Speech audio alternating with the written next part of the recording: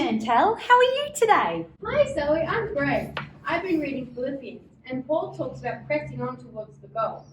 That made me think about the end of the year, where we have all of our award ceremonies at school.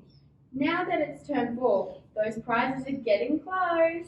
Oh, they are. What prizes are you working towards, Chantelle? Well, any really. I've got a big shelf in my room full of awards, but I'd love to get an academic award.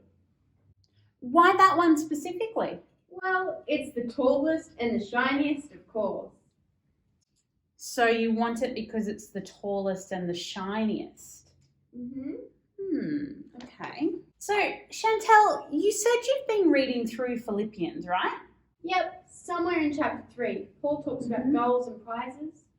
He does. Did you read the bit just before that at the start of chapter 3?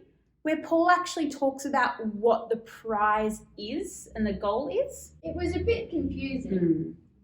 Absolutely.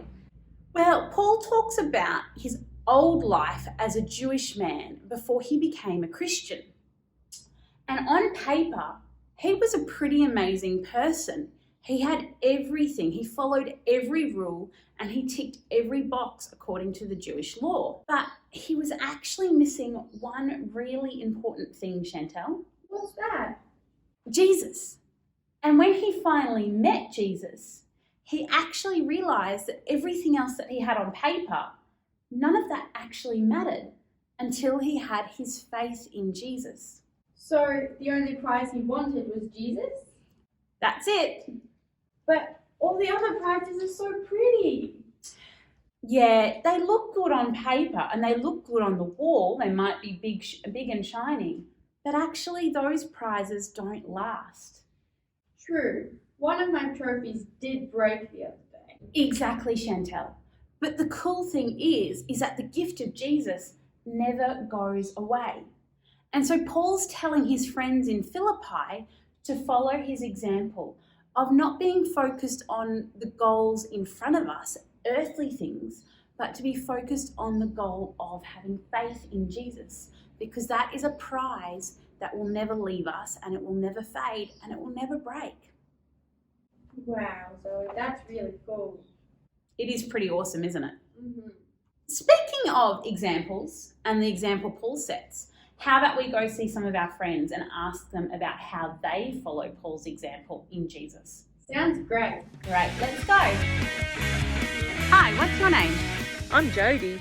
This is Felicity. Hi. So hello. Hello. Can we ask you some questions? Sure. What's the best prize in life?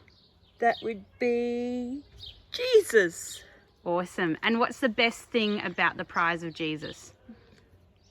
Well, I think because he understands me. And how can we follow Paul's example in following Jesus? Well, I think Paul, he just worried about doing what Jesus asked him to do and let Jesus worry about everything else. Awesome. Thank you. Bye. Hey, Micah, what's the best prize in life? Jesus, Why is this so awesome? because Jesus made us. Oh, cool. And how can we follow Paul's example in following Jesus? Paul tells us to not be worried and to trust Jesus. Thanks, Micah. All right, so what is your name? Hi, I'm William. And what is the best prize in life, William? The best prize in life is getting to spend your eternity with your Creator, God the Father, in heaven. And what's the best part of this prize? The best part is that it's free. All you have to do is accept Him as your Messiah, your Lord and Jesus and Saviour. And when you do that, it's completely free. And how can we better follow Paul's example in following Jesus? We should tell people about Jesus, and we should live the way Jesus did and sacrifice things of this world so that we can further His cause, because if we make our name less great, we can make His name more great. You know what, Zoe? What's that, Chantelle? I was feeling super anxious about these awards, and now I feel calm. I can do my best, and I've already got the greatest prize. That's so exciting to hear, Chantelle. I'm so glad for you. I'm going to leave you to your study now, but we've got one more chapter of Philippians to read through. So I'd love to catch up with you again next week if that's okay. Sounds great. Great. We'd love to see you here again next week too. Same time, same place. See you next time.